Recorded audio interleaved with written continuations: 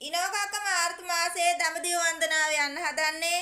මම මේ ටික්ටොක් යාළුවන්ට අවසන් වතාවට දැනුම් දෙන්න ආවේ. මට උපකාරයක් කරනවා නම් දඹදිව යන්න දැම්ම උපකාර කරන්න. ඉනෝකක්ක දඹදිව වන්දනාව යන්නේ මේ දෙවනි වතාවට. 2019 ඉනෝකක්කා දඹදිව වන්දනාවේ ගියා.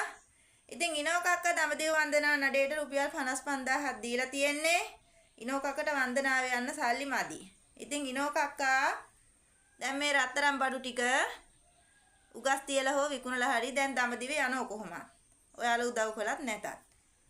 ඉතින් ඔයාලට කියන්නේ ඉනෝකක්කා රජිනක් වගේ රටක රාජ්‍යයක යනවටද ඔයාලා කැමති? හිඟන්නෙක් වගේ රටක රාජ්‍යයට යනවද කැමති? ගිය පාර මං දඹදිව ගියේ රත්තරන් බඩුත් දාගෙන කෑම හදන කොල්ලෝ කිව්වා සල්ලිකාර පවුලක කෙල්ලෙක් වගේලු.